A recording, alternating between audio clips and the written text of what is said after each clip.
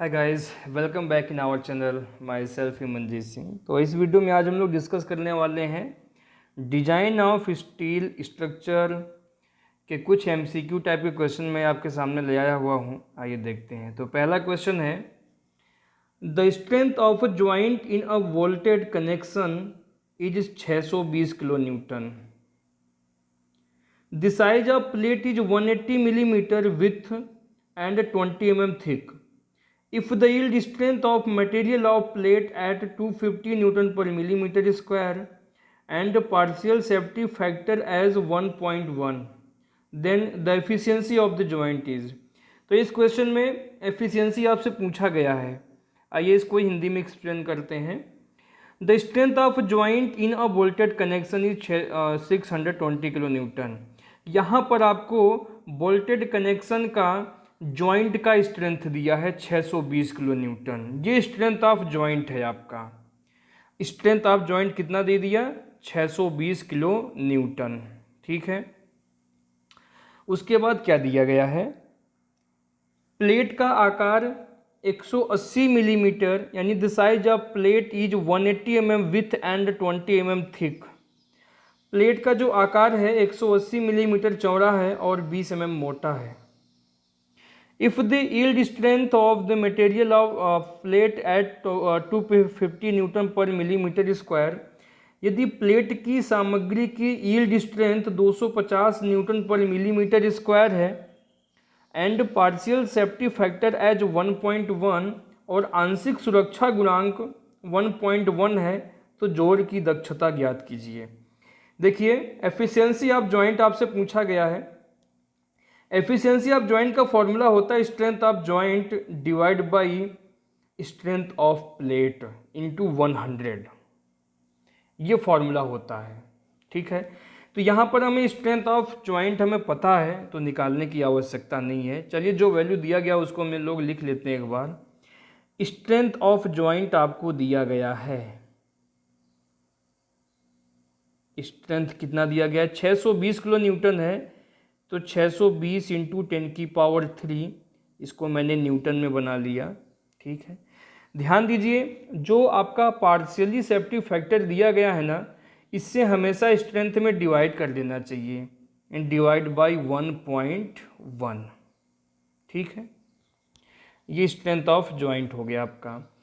उसके बाद हमें क्या निकालना है? हमें निकालना है प्लेट की स्ट्रेंथ, स्ट्रेंथ ऑफ प्लेट। ठीक है। स्ट्रेंथ ऑफ प्लेट, किसका? प्लेट का। क्या फॉर्मूला होता है? ब्रीथ ले लेंगे प्लेट का, इंटू थिकनेस ले लेंगे, तो एरिया हो गया, इंटू स्ट्रेस, यहाँ पर स्ट्रेस जो दिया गया है 250, यानी कि FT। ये फॉर्मूला होता है स्ट्रेंथ ऑफ प्लेट का। तो अब हमारा एफिशिएंसी हमसे पूछा गया है, एफिशिएंसी का फॉर्मूला लगा दीजिए। एफिशिएंसी को ईटा से डिनोट किया जाता है। ठीक है। एफिशिएंसी बराबर स्ट्रेंथ ऑफ प्लेट, यानी 620 इंटू 10⁻3 अपान में 1.1। एफिशिएंसी का फॉर्मूला होता है strength of joint divide by strength of plate, यानी कि दक्षता बराबर होता है जोड़ की सामर्थ्य बटे में प्लेट का सामर्थ्य। तो जोड़ का सामर्थ्य यानी स्ट्रेंथ ऑफ जॉइंट आपको क्वेश्चन में दिया गया है 620 इंटू 10⁻3, हमने 1.1 से डिवाइड कर दिया। ठीक है, क्योंकि पार्शियली सेफ्टी फैक्टर दिया गया था। Divide by strength of plate B into T into FT। B का वैल्यू कितना है? बी का वैल्यू दिया गया 180 इंटू T का वैल्यू दिया गया है 20 इंटू FT का वैल्यू दिया है 250। सारा वैल्यू दिया गया, हमें बस ये वैल्यू रखना है, बस यहाँ पर इंटू 100% कर देंगे, क्योंकि एफिशिएंसी को हमें परसेंटेज में निकालना है। जब इसे आप कैलकुलेटर सॉल्व करेंगे ना, तो कितना आ जाएगा? ये पूरा इसको सॉल्व कर लीजिएगा तो 75.75% आ जाएगा, यानी कि ऑप्शन यहाँ पर C सही है आपका। Option C is correct. ठीक है। अगले क्वेश्चन में चलते हैं।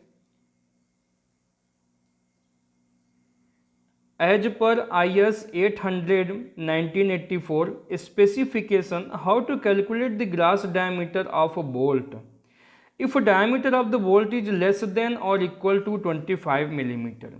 क्वेश्चन ये कह रहा है कि IS 800-1984 स्पेसिफिकेशन के अकॉर्डिंग हम बोल्ट का ग्रॉस डाया कैसे फाइंड आउट करते हैं, कैसे कैलकुलेट करते हैं। If diameter of the bolt is less then और इक्वल टू 25 मिलीमीटर। देखिए, जब बोल्ट का डाया, बोल्ट या रिवेट का डाया, ठीक है, 25 मिलीमीटर या 25 मिलीमीटर से कम होता है, तब हम उसमें 1.5 मिलीमीटर ऐड कर देते हैं, ठीक है, किसमें, नॉमिनल डाया में। तो यहाँ पर ऑप्शन सी सही है, ठीक है। यानी कि डी का वैल्यू कैसे निकालते हैं, अगर फाई क्या है, nominal dia of rivet is less than and equal 25 millimetre, ठीक है। यदि nominal dia of rivet 25 mm या उससे कम होता है तो डाया ऑफ रिवेट हम कैसे निकालते हैं, नॉमिनल डाया प्लस 1.5 mm इसमें ऐड कर देते हैं, ठीक है। यदि मान लो इस क्वेश्चन में ऐसे दिया जाता कि nominal dia is greater than 25 millimetre दिया जाता, ठीक है, तब हम कैसे निकालते हैं, तब हम gross dia of rivet is equal to 5 यानी nominal dia plus 2 mm add कर देते हैं। तो इस क्वेश्चन में 25 mm या उससे लेस दिया गया था, तो इसलिए 1.5 mm प्लस कर देंगे नॉमिनल डाया में, यानी ऑप्शन सी सही है आपका।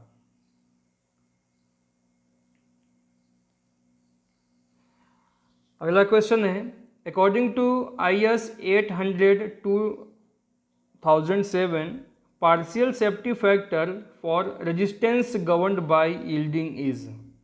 ये क्वेश्चन देखो आपको याद करने वाला है, ठीक है। आप इस क्वेश्चन को याद कर लीजिए। इससे पहले भी वाले वीडियो में भी मैंने ये क्वेश्चन आपको बताया हुआ था कि भारतीय मानक कोड IS 800 2007 के अनुसार जो यील्डिंग होता है यानी पराभव स्ट्रेंथ जो होता है, आंशिक सुरक्षा गुणांक का उसका जो मान होता है यानी पार्शियली सेफ्टी फैक्टर जो होता है 1.1 लिया जाता है, ठीक है। 1.10 आप इसको याद करेंगे, ऑप्शन सी सही है यहाँ पे। Question number 4, give the full form of HSFG, ठीक है, इसको भी याद कर लीजिए। HSFG का फुल फॉर्म है high strength friction grip bolt, option A सही है यहाँ पे, ठीक है। यहाँ पर ऑप्शन ए करेक्ट है, इसको याद कर लेंगे। Question number 5, the coefficient of the thermal expansion of structure steel is taken as. यहाँ पर देखो, स्टील स्ट्रक्चर का जो thermal expansion, coefficient of thermal expansion होता है वो कितना होता है, ठीक है। यानी कि आपसे पूछा गया है कि इस्पात का थर्मल एक्सपेंशन कोफिशिएंट कितना होता है, ठीक है। तो ये याद करने वाली चीज़ें हैं, मैं आपको बताना चाहता हूँ। इसका जो वैल्यू होता है 12 × 10⁻⁻6 पर डिग्री सेंटीग्रेड, ये वैल्यू होता है। तो ऊपर आपको क्वेश्चन में इंटू 10⁻⁻6 पर डिग्री सेंटीग्रेड तो दे दिया गया है, बस किस संख्या का मल्टीप्लाई करना है वो नहीं दिया गया है, तो यानी 12 का मल्टीप्लाई करना है, तो ऑप्शन सी करेक्ट है यहाँ पे, ठीक है, ऑप्शन सी करेक्ट है। इससे रिलेटेड कुछ और भी मैं बताना चाहता हूँ। ये तो हो गया कोफिशिएंट ऑफ थर्मल एक्सपेंशन 12 × 10⁻⁻6 पर डिग्री सेंटीग्रेड। अगर आपसे पूछा जाता कि Young's modulus of structural steel क्या होगा, यानी स्टील का यंग मॉडुलस क्या होगा, यंग मापांक जिसे बोलते हैं। देखो, इसे कोफिशिएंट ऑफ थर्मल एक्सपेंशन को हिंदी में ऊष्मीय प्रसार गुणांक बोलते हैं। अगर आपसे यंग्स मॉडुलस पूछा जाए यानी यंग मापांक स्टील का, तो क्या होता है उसको भी याद कर लीजिए, 2 × 10⁵ न्यूटन पर millimetre square. Very most important, ये भी क्वेश्चन अक्सर पूछा जाता है, ठीक है। कभी कभी आपसे पूछा जा सकता है मॉडुलस ऑफ रिजिडिटी कितना होता है स्टील का, मॉडुलस ऑफ रिजिडिटी, दृढ़ता मापांक। तो इसके लिए भी वैल्यू याद कर लीजिए, 0.98 इंटू 10⁵ न्यूटन पर mm स्क्वायर। तो ये तीन चीज़ें मैंने आपको बता दिया है, तीनों आप याद रखेंगे इसको। अगला क्वेश्चन है, in case of structural steel construction the minimum distance between centre of fasteners shall not be less than m times the nominal diameter of the fastener where m is, यानी m का कितने का गुना किया जाएगा वो हमसे पूछा गया। हिंदी में क्वेश्चन को समझिए। स्टील संरचना के निर्माण की दशा में फास्टनर्स के बीच की दूरी फास्टनर्स के नॉमिनल व्यास के m गुना से कम नहीं होना चाहिए। जहाँ पर m क्या है, m क्या है, तो m है आपका 2.5। देखो मैं आपको बता दूं, ठीक है, अगर मिनिमम पूछा जाएगा तो 2.5 होता है। अगर आपसे क्वेश्चन में पूछा जाए मिनिमम डिस्टेंस कितना होता है, ठीक है, मिनिमम डिस्टेंस के लिए 2.5 का मल्टीप्लाई करते हैं नॉमिनल डाया में, ठीक है। देखो कोई भी रिवेट है उसका जो स्पेसिंग होता है, मिनिमम स्पेसिंग ऑफ रिवेट जो होता है 2.5 into nominal dia of rivet से कम नहीं होना चाहिए। इस क्वेश्चन का मेन मतलब यही था कि जो रिवेट लगा हुआ है, दो रिवेटों के आपस की बीच की दूरी मिनिमम कितना होता है। ये भी ऐसा भी क्वेश्चन ये पूछा जा सकता है, तो 2.5 into nominal dia of rivet से कम नहीं होना चाहिए, तो मिनिमम हो गया। अगर पूछा जाए कि मैक्सिमम कितना होना चाहिए, तो मैक्सिमम के लिए फॉर्मूला है, अगर मैक्सिमम की बात कही जाए तब कैसे निकालेंगे, 32T या 300 mm। इन दोनों में जो वैल्यू, मतलब इन दोनों से अधिक नहीं होना चाहिए। इन दोनों में जो मैक्सिमम वैल्यू है उसको ले लेते हैं हम, मैक्सिमम वैल्यू, उससे अधिक नहीं होना चाहिए, ठीक है। तो मिनिमम डिस्टेंस भी मैंने आपको बता दिया और मैक्सिमम डिस्टेंस भी मैंने आपको बता दिया, ठीक है। अगला क्वेश्चन पे चलते हैं। पर the IS what is the minimum number of rivet essential at each and. IS code के अनुसार रिवेट सेक्शन के दोनों किनारों पर न्यूनतम कितने रिवेट प्रयोग किए जाते हैं, तो मिनिमम 2 रिवेट प्रयोग किए जाते हैं, ठीक है। मिनिमम दोनों एंड पे कितने रिवेट यूज किए जाते हैं, 2 एंड, यानी एक एंड पे, प्रत्येक एंड पे जो है 2 रिवेट मिनिमम यूज किए जाते हैं। ऑप्शन ए सही है। Question number 8, what is the advantage of a pin connection. Pin connection की क्या एडवांटेज है, एक पिन कनेक्शन के क्या लाभ होते हैं। पहला ऑप्शन है secondary stresses are usually negligible, द्वितीय तनाव आमतौर पर नगण्य होता है। सेकेंड ऑप्शन है ईजियर वर्कबिलिटी, सुगम सुकार्यता होती है। सी पॉइंट है द मूवमेंट इज जीरो, उसका जो मूवमेंट है वो जीरो होता है। Last point it does not rust, इसमें जंग नहीं लगता है। तो इसमें कौन सा ऑप्शन सही है जो कि पिन कनेक्शन के एडवांटेज है, तो इसमें पिन कनेक्शन का एडवांटेज है पहला पॉइंट।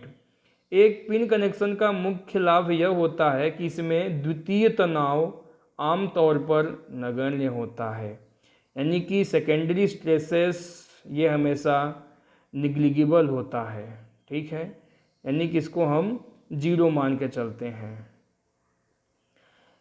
एक कैंची में द्वितीयक तनाव आमतौर पर बेंडिंग स्ट्रेस को माना जाता है। अगर हम कैंची की बात करें, ट्रस की बात करें, तो उसमें द्वितीयक तनाव यानी सेकेंडरी स्ट्रेसेस जो होता है आमतौर पे उसको बेंडिंग स्ट्रेस को माना जाता है, ठीक है। और उस ट्रस में पिन कनेक्शन की वजह से बेंडिंग स्ट्रेस जनरेट नहीं होता है। Question number 9, pick up the correct statement from the following. नीचे जो 4 पॉइंट दिए गए हैं, वैसे लास्ट वाले पॉइंट में तो ऑल ऑप्शन आर करेक्ट है, ऊपर के जो 3 पॉइंट ABC दिया गया उसमें हमें ये बताना है कि कौन सा स्टेटमेंट करेक्ट है। ठीक है, ऑप्शन डी है, यानी कि ऊपर के सभी ऑप्शन करेक्ट है। चलिए देखते हैं क्या है। पहला पॉइंट है, when the gauge distance is larger the pitch the failure of the section में occur in a zigzag line. जब गेज दूरी पिच से अधिक होता है, जब गेज दूरी पिच से अधिक होता है तो खंड विफलता एक टेढ़ी मेढ़ी रेखा में हो सकती है। ये बिल्कुल करेक्ट बात है। देखो, गेज दूरी क्या होता है, दो रिवेट लाइनों के बीच की वर्टिकल डिस्टेंस को गेज दूरी बोलते हैं। ठीक है, पिच क्या होता है, किसी एक ही रिवेट लाइन पर दो पास पास रिवेटों के बीच की हॉरिजॉन्टल डिस्टेंस को पिच कहते हैं। ठीक है, तो जब गेज दूरी पिच से अधिक हो जाती है ना, तो उसकी जो खंड विफलता होती है एक टेढ़ी मेढ़ी रेखा में होने लगती है। सही है। सेकेंड ऑप्शन है, जब गेज दूरी पिच से कम होती है तो रिवेट खंड की जो विफलता है, यानी जो फेलियर है, एक सीधे समकोण अनुभाग में रिवेट छेद के मध्य के माध्यम से हो सकती है। यानी when the gauge distance is smaller than the pitch the failure of the section में occur in a straight right angle section through the centre of rivet holes. Option C की बात किया जाए, when the gauge distance and pitch are both equal the failure is to the section becomes more likely as the diameter of the hole increases। जब gauge दूरी pitch के बराबर होती है तो अनुभाग की विफलता की संभावना छेद के व्यास की वृद्धि के साथ अधिक हो जाती है। बिल्कुल करेक्ट है, ये तीनों ही ऑप्शन सही है, तो यहाँ पर आपका ऑप्शन डी सही होगा। अगला question, efficiency of riveted joint as defined as the ratio. देखिए, रेशियो रिवेट जॉइंट का एफिशिएंसी का फॉर्मूला क्या होता है, इससे पहले वाले मैंने क्वेश्चन में बताया भी था कि एफिशिएंसी का फॉर्मूला होता है strength of rivet joint divide by strength of plate, यानी ऑप्शन ए सही है। ठीक है, जॉइंट की सामर्थ्य बटे में प्लेट की सामर्थ्य, ये होता है फॉर्मूला एफिशिएंसी निकालने का। ऑप्शन ए सही है। Question number 11, the strength of a riveted lap joint is equal to its. एक लैप जॉइंट का जो स्ट्रेंथ होता है वो किसके बराबर होता है? पहला है शियरिंग स्ट्रेंथ, दूसरा है बियरिंग स्ट्रेंथ, तीसरा है टियरिंग स्ट्रेंथ। ये तीन उसके साथ में दिया गया है। ऑप्शन अब दिया गया है, ऑप्शन ए है ओनली 1, ओनली 2, ओनली 3 या लिस्ट ऑफ द 1, 2 एंड 3। तो बिल्कुल सही ऑप्शन डी है। देखिए, किसी भी रिवेट का जो लैप जॉइंट का स्ट्रेंथ होता है, शियरिंग स्ट्रेंथ, बियरिंग स्ट्रेंथ और टियरिंग स्ट्रेंथ, तीनों में जो सबसे कम होता है वही होता है। तो ऑप्शन डी सही है, लीस्ट वैल्यू ऑफ 1, 2, 3, यानी shearing strength, bearing strength and tearing strength. Question number 12, the modulus of elasticity of steel is more than that of concrete. It indicates that steel is। इस्पात का प्रत्यास्थता गुणांक concrete से अधिक होता है। यह इंगित करता है कि इस्पात, देखो मैं आपको बता दूं कि जो स्टील होता है वह कंक्रीट से काफ़ी कठोर होता है। ठीक है, तो स्टील की जो इलास्टिक होती है वो कंक्रीट से ज़्यादा होती है, तो मोर इलास्टिक। तो मोर इलास्टिक यहाँ पे कोई भी ऑप्शन में नहीं दिया गया है, इसलिए ऑप्शन डी सही है, नन ऑफ दीज, इनमें से कोई नहीं। देखिए, स्टील का यंग मॉडुलस 2.04 से 2.04 इंटू 10⁵ से लेके 2.18। मैं आपको लिख दे रहा हूँ, आप फिर से याद कर लेंगे इस चीज़ को, आपको काम आता रहेगा। जो स्टील का यंग्स मॉडुलस होता है, अभी मैंने आपको बताया कि 2 इंटू 10⁵ होता है। पूरा वैल्यू भी बता दे रहा हूँ मैं आपको, 2.04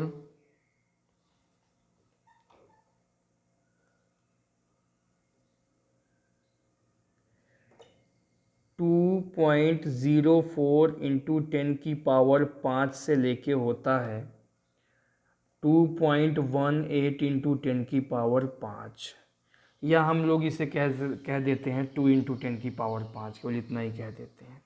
जो मॉडुलस ऑफ रिजिडिटी होता है वो होता है 0.84 इंटू 10⁵ से लेके 0.98 इंटू 10⁵, इसके बीच होता है मॉडुलस ऑफ रिजिडिटी। ठीक है।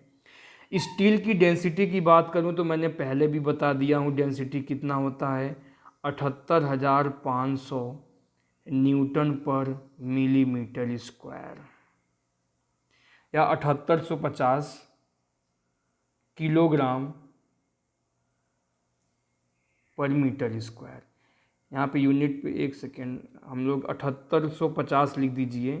ठीक है, इसको काटो, किलोग्राम, ठीक है, पर मीटर स्क्वायर।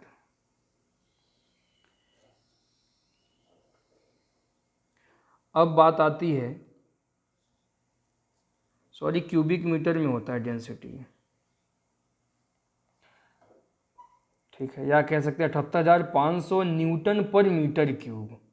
78,500 न्यूटन पर मीटर क्यूब, ये होता है डेंसिटी। इसके रेखीय प्रसार गुणांक की बात किया जाए तो 1.2 इंटू 10⁻⁻5 पर डिग्री सेंटीग्रेड होता है। ठीक है, तो ये इससे रिलेटेड मैंने कुछ बात बता दी आपको। तो ध्यान दीजिए, हमेशा स्टील की जो इलास्टिक होती है वो कंक्रीट से हमेशा ज़्यादा होता है, यानी मोर इलास्टिक होता है। मोर इलास्टिक का कोई ऑप्शन नहीं था, इसलिए नन ऑफ दीज हो जाएगा इसमें। अगला क्वेश्चन है, अ रिवेटेड ज्वाइंट में एक्सपीरियंस।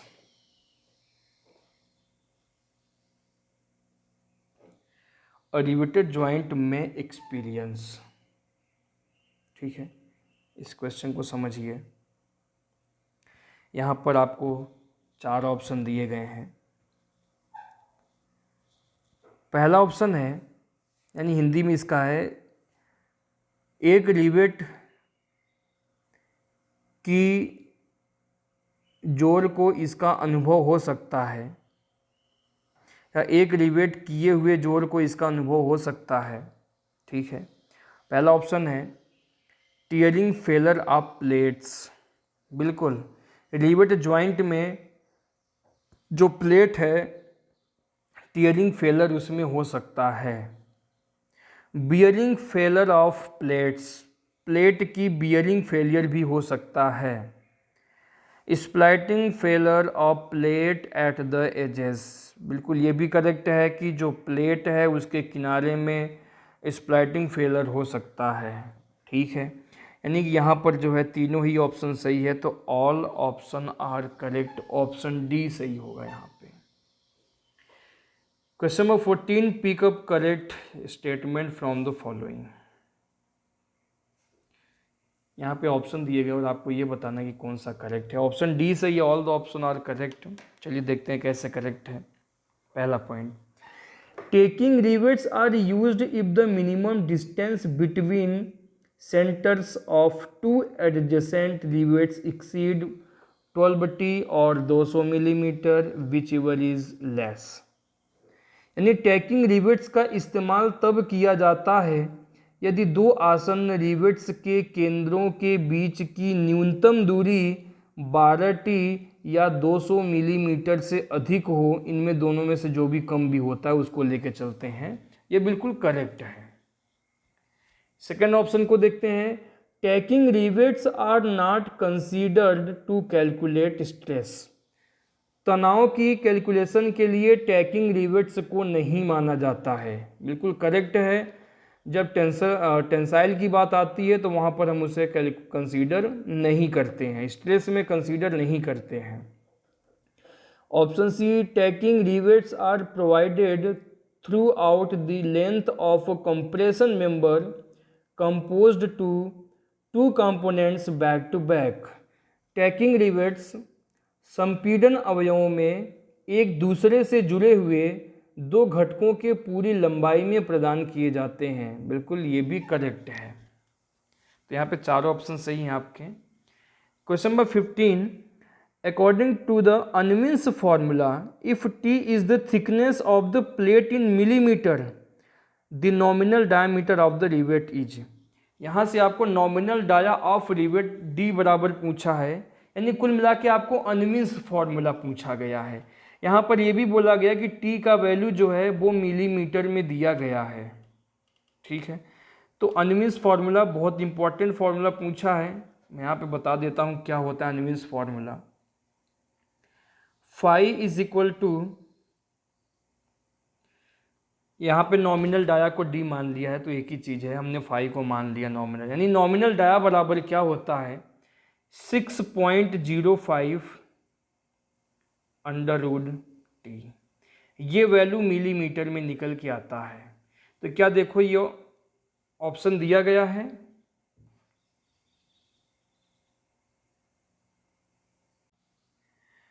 तो देखो अनविन्स फॉर्मूला मैं आपको बता रहा हूँ क्या होता है। यहाँ पे नॉमिनल डाया को डी से डिनोट किया गया तो डी में लिख दे रहा हूँ, डी बराबर 6.05 अंडर रूट टी। ये मिलीमीटर में होता है। यहाँ पे कोई ऑप्शन दिया गया है, नहीं दिया गया है, तो नन ऑफ दीज। ठीक है, ऑप्शन डी सही है। एक बात मैं आपको और बता दूँ, अगर सेंटीमीटर की बात की जाए, ठीक है, किसमें, सेंटीमीटर में, तब ये वैल्यू आपकी बदल जाती है और वहाँ पर आप जो है ऐसे क्वेश्चनों को गलत कर देते हैं। ठीक है, अगर सेंटीमीटर की बात किया जाए तो 1.91 रूट में टी होता है। ठीक है, डी बराबर क्या हो जाएगा 1.91 अंडर रूट टी। अब आपको लग रहा होगा कि ऑप्शन सी भी दिया, सी में यही दिया गया है, लेकिन चूंकि पहले क्वेश्चन में बोल दिया गया था कि ये जो टी का वैल्यू है वो मिलीमीटर में है, सेंटीमीटर में नहीं है। अगर सेंटीमीटर दिया जाता तो ऑप्शन सी सही था यहाँ पर। तो ऐसे क्वेश्चन को भी आप गलत कर सकते हैं। ठीक है, question number 16, number of rivets required in a joint is. Number of rivet निकालने का फॉर्मूला पूछा गया है। नंबर ऑफ रिवेट कैसे निकालते हैं, तो देखो नंबर ऑफ रिवेट का फॉर्मूला होता है कि उसके ज्वाइंट पर जितना लोड आता है डिवाइड बाय रिवेट वैल्यू। ठीक है, फॉर्मूला क्या है, ज्वाइंट पर आने वाला भार या कह सकते हैं एक्सटर्नल लोड एन बराबर क्या होता है, नंबर ऑफ रिवेट एन बराबर जो भी एक्सटर्नल लोड लगा हुआ है एफ अपान में रिवेट वैल्यू। यहाँ पर कोई ऑप्शन है ऐसा नहीं है।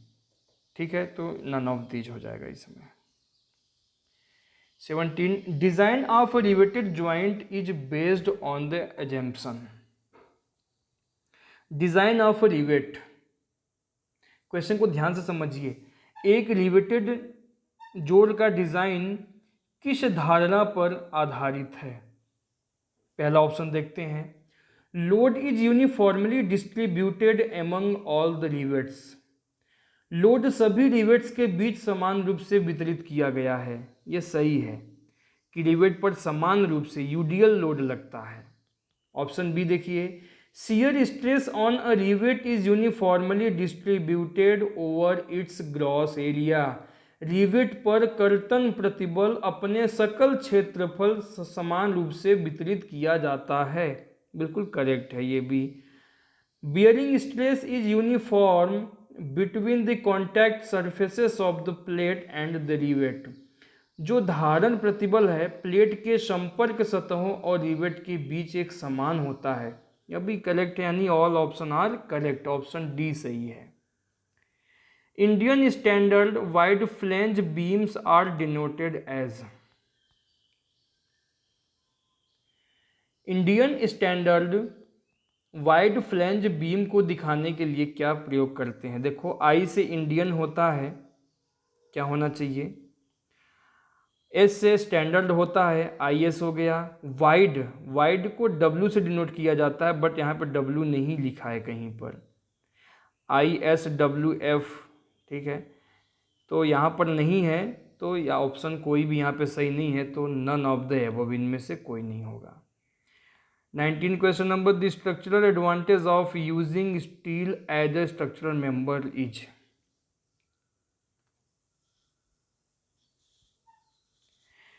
इस्पात को संरचनात्मक सदस्य के रूप में प्रयोग करने में निम्नलिखित संरचनात्मक का लाभ है। क्या लाभ होता है? क्वेश्चन का मतलब ये है, देखो, इस्पात को संरचना सदस्य के रूप में प्रयोग करने पर लोड एवं स्ट्रेंथ का छोटा अनुपात होना चाहिए, क्योंकि इस्पातीय संरचना काफ़ी हल्का होता है और अधिक भार वहन कर सकता है।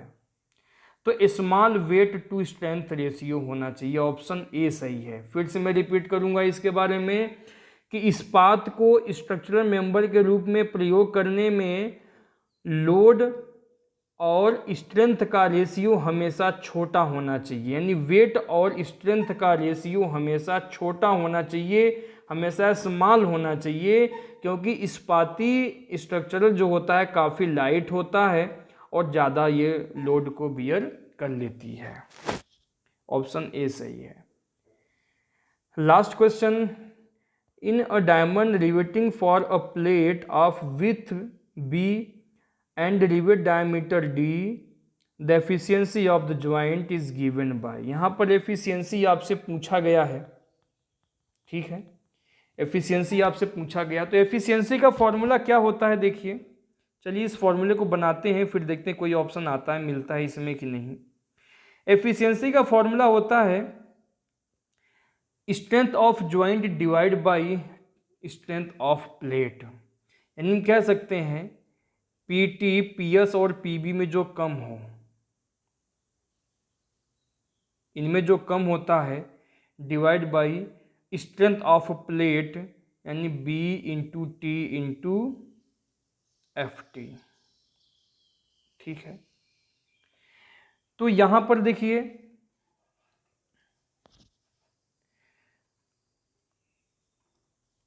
अगर यहां पर पूरे ब्रिथ की बात किया गया है तो टीयरिंग स्ट्रेंथ क्या हो जाएगा? B minus D into T into F T divide by B T into F T. तो टी एफ टी ऊपर नीचे कैंसिल हो जाएगा, तो क्या आ जाएगा? बी माइनस डी अपान में बी, यानी कि ऑप्शन ए सही है यहाँ पर, ठीक है। तो मैं उम्मीद करता हूँ कि आपको ये सारे क्वेश्चन समझ में आ गए होंगे। फिर मिलता हूँ मैं नेक्स्ट वीडियो में और भी ऐसे क्वेश्चनों के साथ।